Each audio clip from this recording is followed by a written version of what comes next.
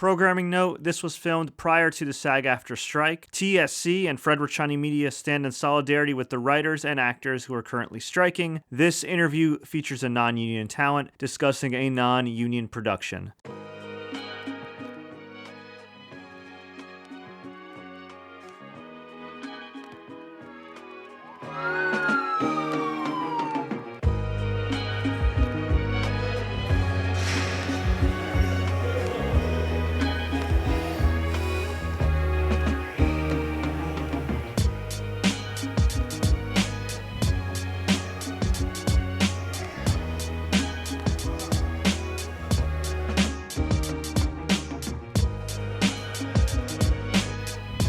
You think he just quit after this?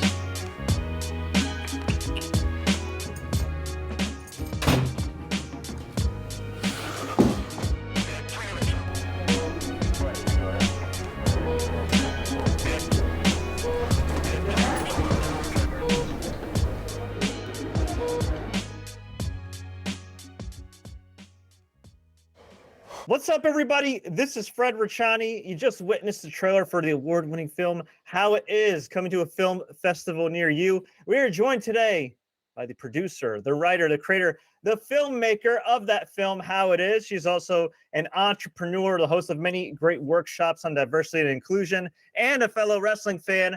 We're happy to welcome to the show Melissa Hurry. Mel, thank you so much for the time. How's everything going? Thank you so much for having me, Fred. Everything's going really well. I'm really happy to be here. So thanks for having me on the TSC News. Absolutely. We've known each other for a long time. Great to finally have you on. So, hey, let's not waste any time. People already checked out the trailer for How It Is. Can you tell us a little bit about it and just how you feel about the reception going on right now? Yeah, so I mean, well, yeah, a bit about the film. So it's basically like a multi-story kind of short, so quite complex, you probably think. And it kind of follows the lives of a person that's just come from Iraq.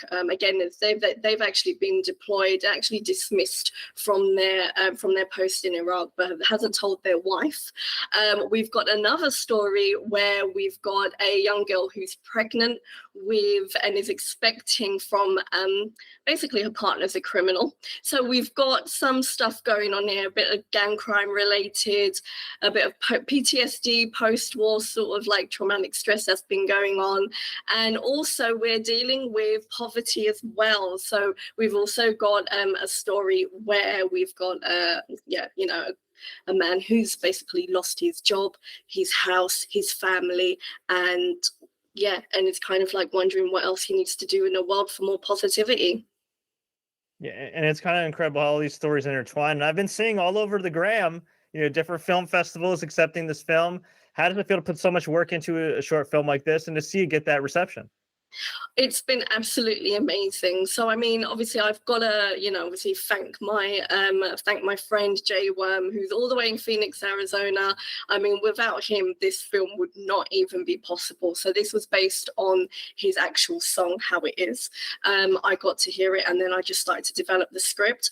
I mean, the script in itself has like won across like 7 awards across different film festivals based in New York as well as in London as well, and across Europe, which is really great to see.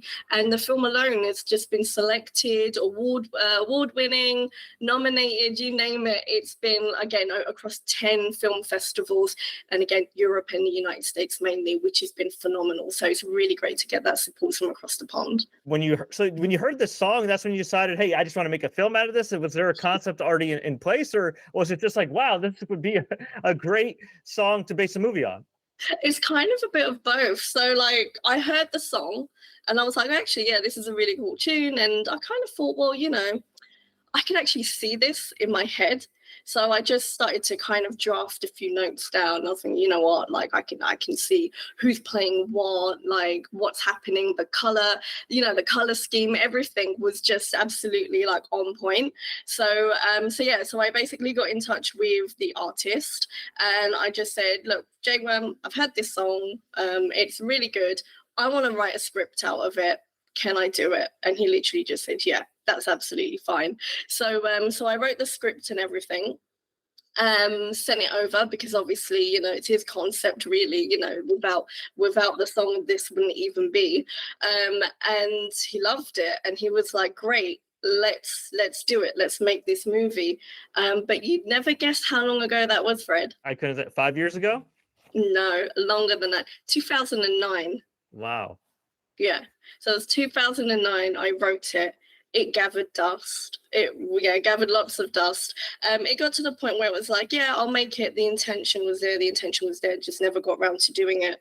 And then finally, I mean, look, 2021, it just seemed to be my year of just creating things. So I just decided to finally get it out of the, kind of get it out of the attic, so to speak, and just shake the cobwebs off. And then I just decided to do it.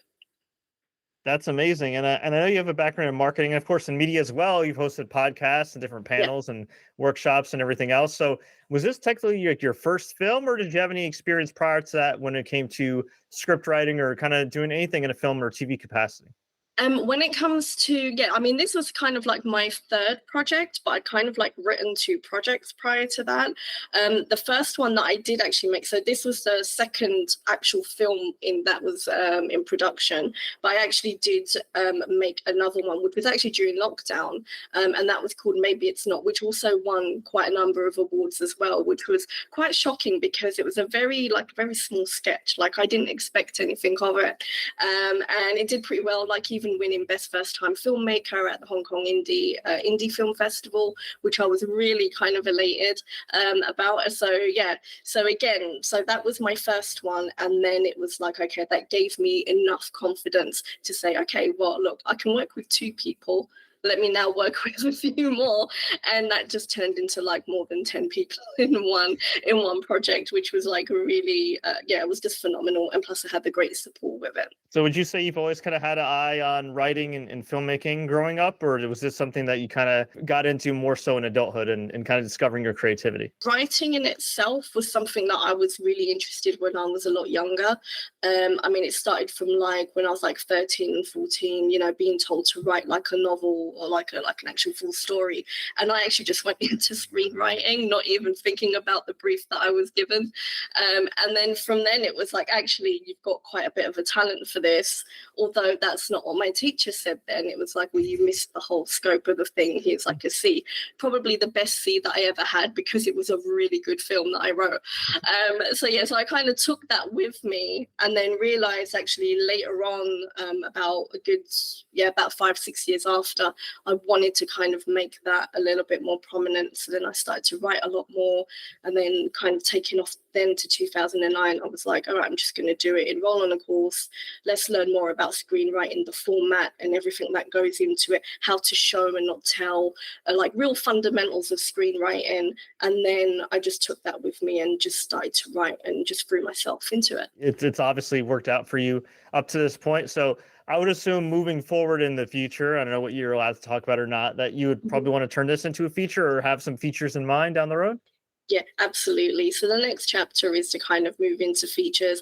And also, I mean, we say features, but like also it's about making sure features are series worthy as well. So it's like, okay, you got to write a feature, but we know now everything is a series now. Like, we binge watch so many things now. So it's like, okay, making sure that I can adapt it to like a series, maybe not as successful as Succession.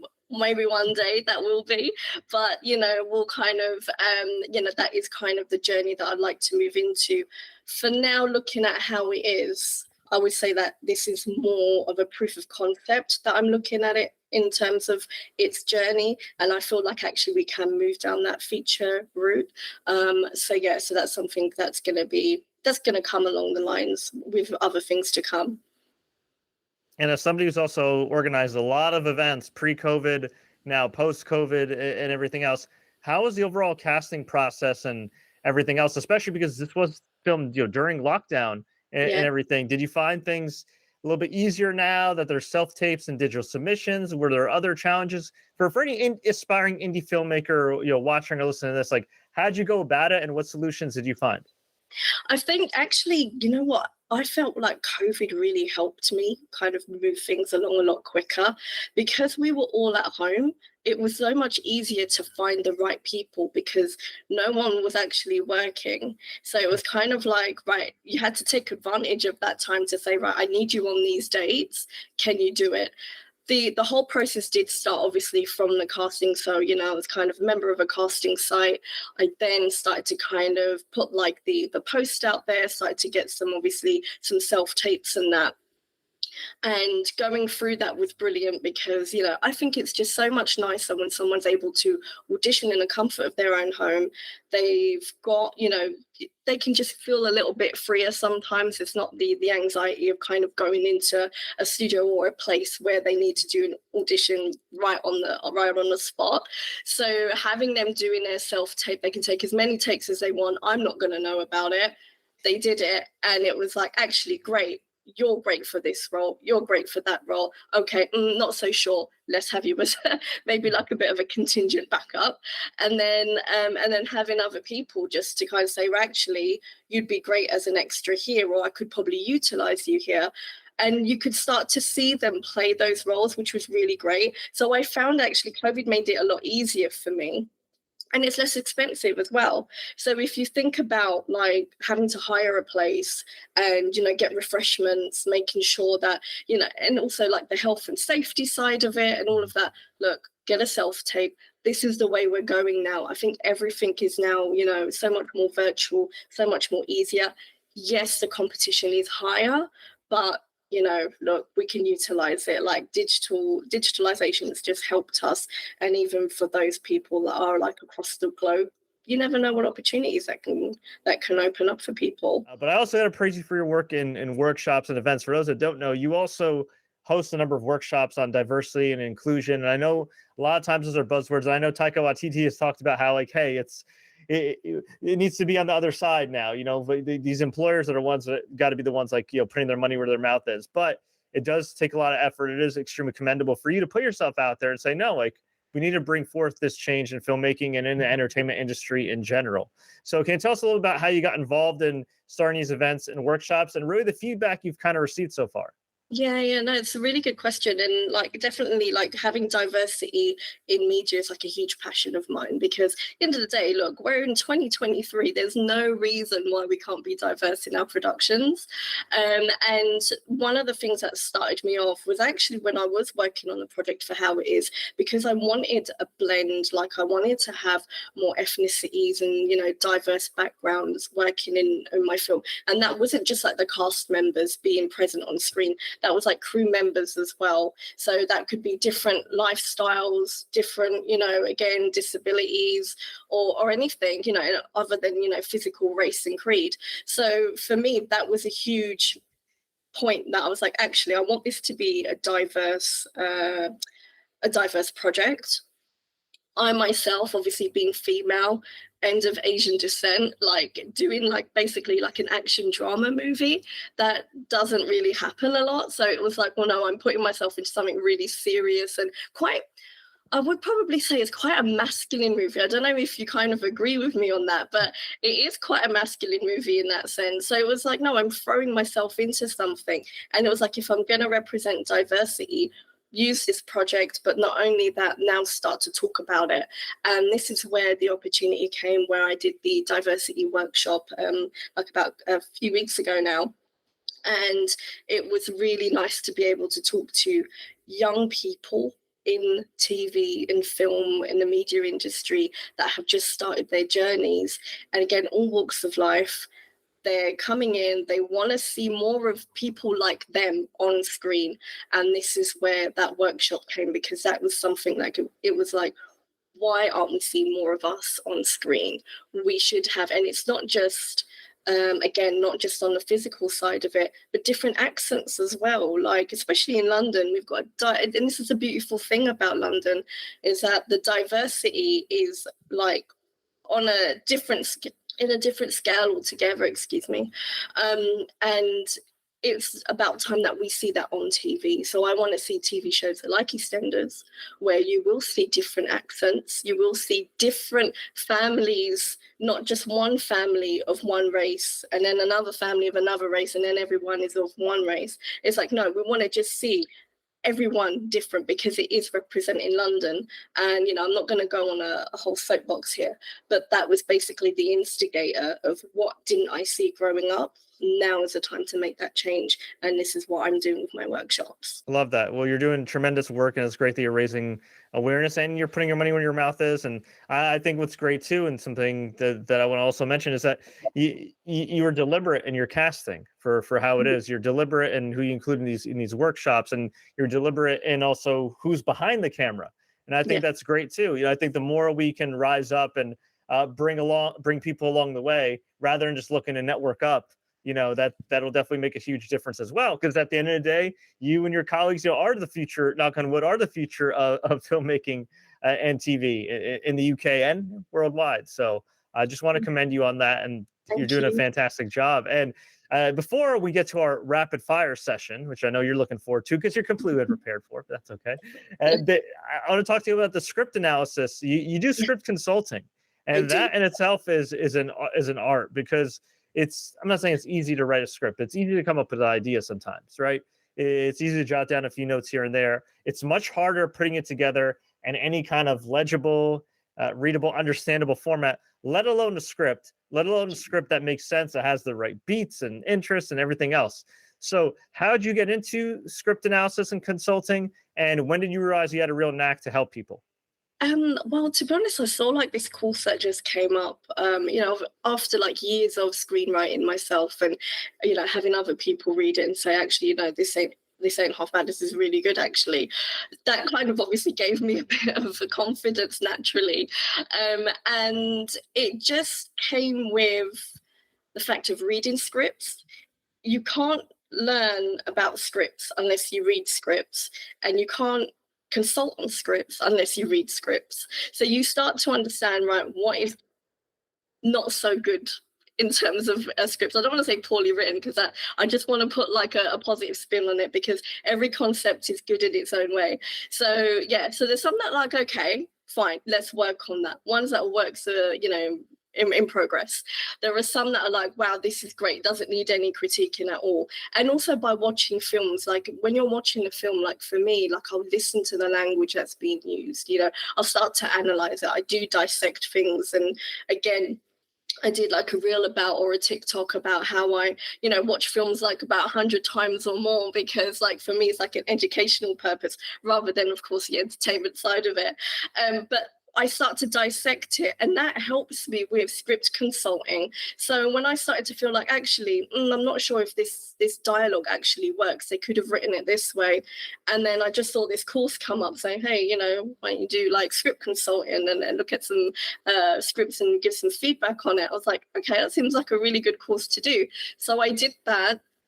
I did really well. Like I had really great feedback on it. So I started the service, and I've had quite a number of people that have been optioned, that are, screenwriters and producers, by natural profession, people that are starting out as well, because when you're starting out, you need that support, and you need someone who's unbiased. And this is where I come into it. Like I want to make sure I'm giving that unbiased, positive feedback. So it's not just about looking at it and saying, no, it's not going to make production, and then chuck it in the bin. Like you just don't do that.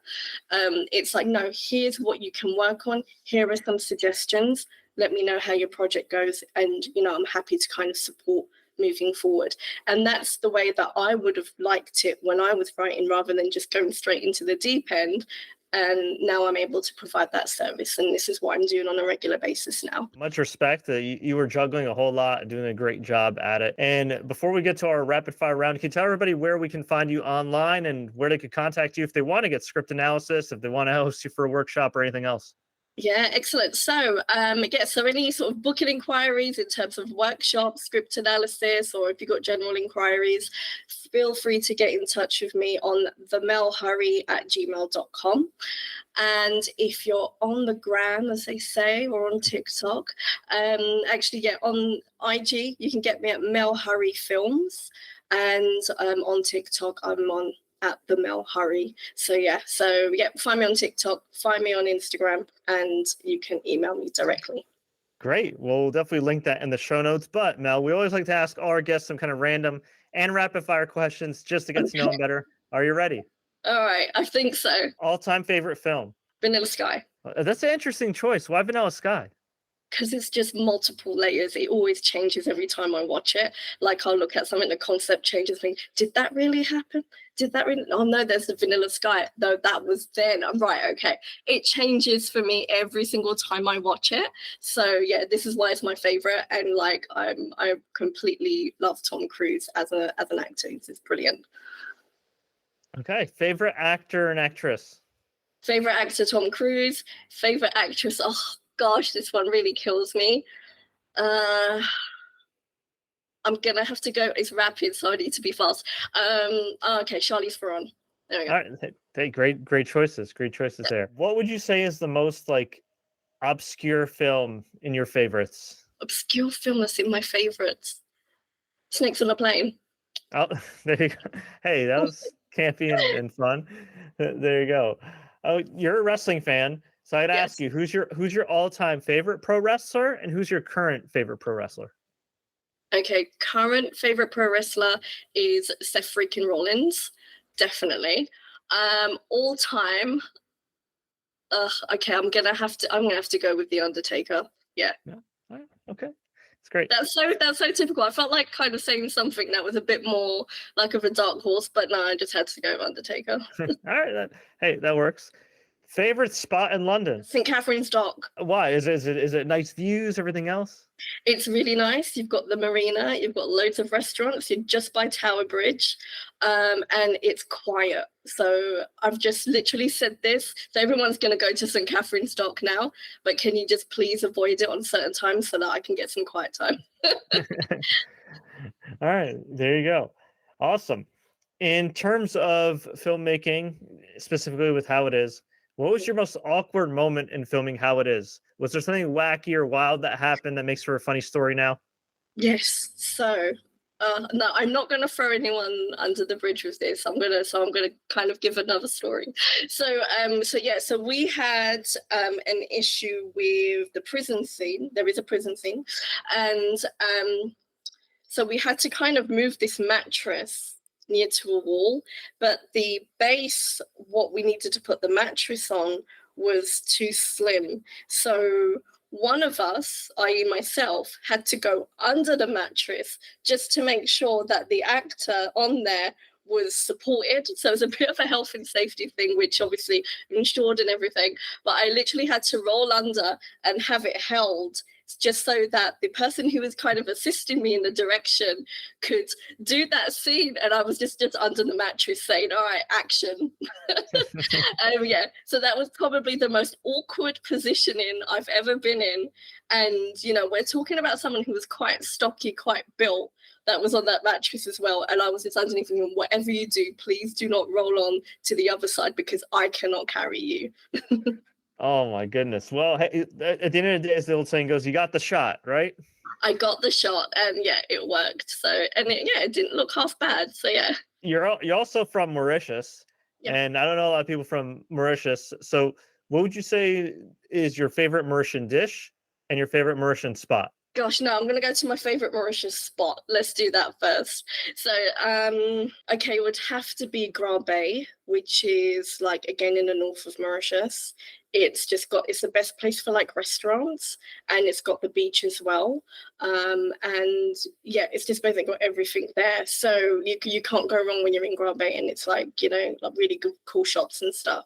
So yeah, so you kind of get a bit of like a Cosmo scene as well as the beach. So yeah, it's a nice blend. In terms of dish, oh my gosh, there's so many. I'm gonna have to say, like, okay, there's something called gâteau piment, which is kind of like a falafel, but it's spicy. You can have it like unspiced as well, but it's basically, instead of like using chickpeas, we would use split peas instead. Soak it overnight, and then you grind it with like your onions and everything, and it's just a really good snack. So yeah, so I'm gonna have to go with gâteau piment, which basically translates as chili cakes. What's the best piece of advice you give for filmmaking? Don't delay. just do it. Like, it's easy to kind of get caught up in your head and thinking, I can't do it. You can take the most simplest of scenes that you've written and just film it, and just watch how that confidence grows. The worst thing you can ever do is not do it. So I'll say to you, just go for it. Please don't let any fear block you from it, because again, filmmaking, we've all got it. We've got it on our smartphones. You've got a camera. There's no reason why we can't shoot a scene. Whether it's, you don't have to worry about the perfect lighting. Don't worry about perfection. Just shoot something, look at it, perfect it, keep going. Just don't stop. Don't get in your head, because it's the one thing that fear just holds you back. And like myself, it held me back for many years. Thankfully, I got over it, and I just managed to do it. And look, here I am talking to yourself, Fred, talking to the rest of all of your subscriptions and your viewers out there, which I'm really thankful for. But yeah, the worst thing you can do is just hold yourself back. So just go for it. Love that. Great advice. And good chatter. Another high note. Why should people watch How It Is? It's insightful. It's insightful. It's deep. It highlights issues that are around us on a day-to-day basis, and it just makes you reflect on, other people could be going through something that you might not be aware of.